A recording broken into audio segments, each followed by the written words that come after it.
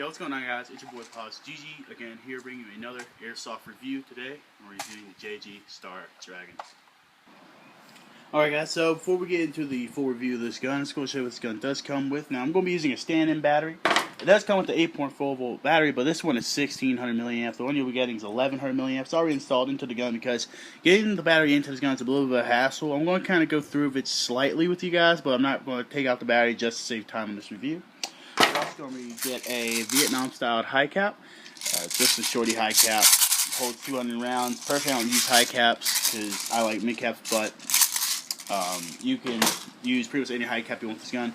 We'll also be using Elite Force .25 gram BBs. So here we go. Alright, guys, so to install your battery, what you're going to do is you're going to take off your hand grip piece here, but first you got to take a Phillips head screw and unscrew that's inside of this port here. Take off your front barrel assembly like so, and be careful to hold down this plastic piece because this will fly off. You need to protect your wires. And pretty much what you're going to do here, guys, so I'm going to take this off right here, is you're going to have to slide your battery in backwards, put in your Tamiya connectors, try to push them down to the side. The wires on this gun are very thick, so you won't be extra careful when you're trying to put this back on, not pinch any of them. But that's pretty much the gist of it. And so let's get on to the rest of the gun. Alright, guys, so let's move on to what this gun pretty much is. So I want to start off by saying, first thing, this gun, you will recognize when you pick it up, it comes with an SPR grip. And it's a super comfortable grip. You find this on most DMR variant rifles. It's rubberized, very nicely textured, and it's mostly made for right-handed users. So left-handers going to have a bit of a not fun time with this gun, seeing how that ridge just sit there. Moving on to the stock here. The stock has a black top finish on it, a little bit of rubberized finish there. Feels really nice. Nice cheek weld. It is also, I believe, a 4th position stock. So it's your LE stock with a molded plastic finish on there. Personally, I like keeping it on the 2nd retract because that's most comfy for me. You're going to get a top rail, which does come with a small hole drilled into it, so you can put a additional top rail in here for addition of optics if you like. Otherwise, it does come with 2 pairs of sights, your normal apertures, pinhole, open. Coming to your front part, your foregrip here, you have multiple ways to hold this gun, however you want to hold it. Very nice, very comfy. Reminds me a lot of the P90. Feels fine, nothing wrong with that. Molded plastic over the upper receiver. Now this gun is a plastic bodied receiver, lower and upper. So plastic there, however, your fire selector is metal, only found on the right hand side. Or sorry, left hand side. Now you do have a non-functioning forward assist. You have a functioning bolt that shows your hop up and not a functioning bolt catch, so you will have to hold it open to adjust it. This is a plastic hop up, and it's a 2-piece, not too bad, or 3-piece hop up. Not too bad. Now I will point out this gun is not dialed in for the shooting test. We're doing this pretty much right out the box here. Mag release is metal, trigger is metal, trigger guard is metal, and you have a 1-point sling adapter on the wrong side of the gun. Normally that would be on the left hand, but it's on the right hand, so that's a little bit weird how they would do that. But you can take off this metal buffer tube and switch it around to the other side if you wish. This gun also, again, comes with a metal mid-capacity magazine. Well, high-capacity magazine, Vietnam style. Alright, guys, so before I go do the shooting test, I just want to point out to you guys that one thing I want to say, because I forgot to say when I was talking about the battery, was this is light poly ready. I would probably only put a 7.4 volt in here, to be honest. Unless you're going around pet box style, which you can't just drill a hole through one of these heat sink holes for whatever reason they have them there, and hot glue your pet box on there, or just modify a Picatinny rail. Also, this can use other mags, and this is an off-brand high cap by Black Ops Airsoft. This is their M4 high cap they use for their Blackwater M4s, and it fits and feeds just fine.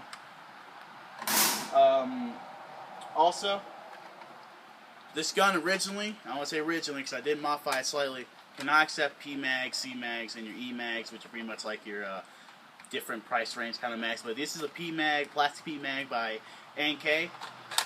And beforehand, you could get the mag in there, but when you try to get the mag release like it is right now, it's not coming out, it won't fall out. You couldn't get it out. That's because right here, there's a bit of a spot right here that actually goes further out into the mag well by probably like a few centimeters, not centimeters, barely millimeters really, and it just blocks it enough to where you cannot release PMags because of the ridges. The first example I had that was me using an Evike Banff mag. I bought it for this gun because I thought it would look cool inside of it, but it got stuck in there on the ridges for your hand grips. So if you want to be using PMags, stuff like that, you want to sand down this little part right here. It won't affect your gun. The only thing it will do is expose your wiring a tad bit, but it's fine, it works. And you'll get your PMag, your nice cool looking PMags in there, and you can feed them and whatnot.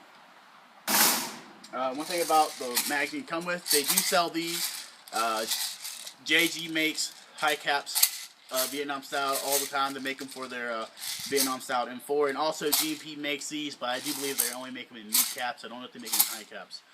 But what we're going to be doing now, guys, we're going to be taking shots down range at that orange box down there, that orange Nike box, and I will be shooting this weak side, so I'm using my left hand. Alright, and this has no hop-up adjustment to it, so you're going to see these kind of just drop off, as you can't see. I mean, there's a lot of trees and such in the way, so I do apologize about that, but you will be seeing the end results once we bring it back up. So, first thing we'll be using the high cap, we'll be shooting some semi-auto, showing the feeding, then we'll use a mid cap for the full auto. Line it up a little more. There it goes.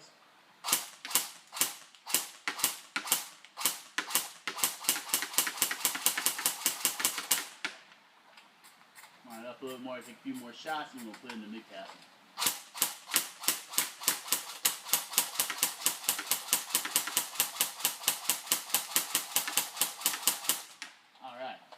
Now, with the 7.4 volt, that'll be the trigger response will be a lot faster, and you also want to hear the grinding of the gears. So, in 8.4 volt, your trigger response isn't terrible. It's not the worst ever, but it's about intermediate range for me on the trigger pull, and that's fine. It's decent. It's for CQB, and it'll work. Putting the mid cap here, going to full auto.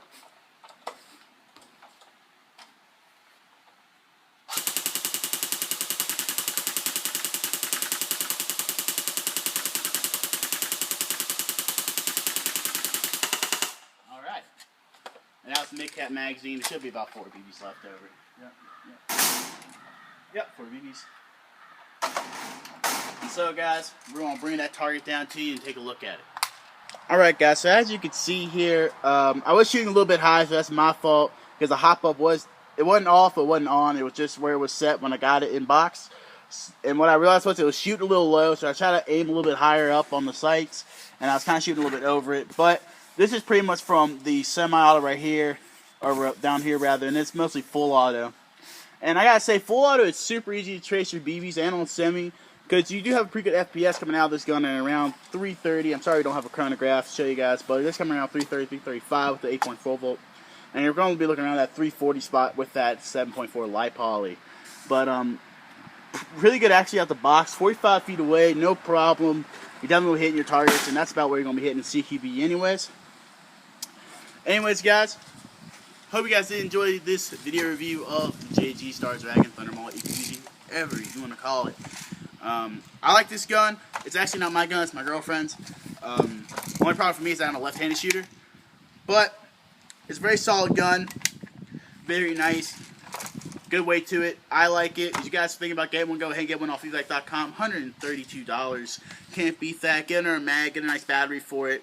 You're going to be just around that $170 range, and still a smart charger. You're going to be around $200. Which isn't bad, just getting you out there and starting, getting her a high cap. You can go play CQB all day with these 2 high caps, and it's great, man. Once you get your hop up adjusted, which I'll probably will do here, and tomorrow it gets hop up nice and zoomed in, or zoned in rather, to the sweet spot.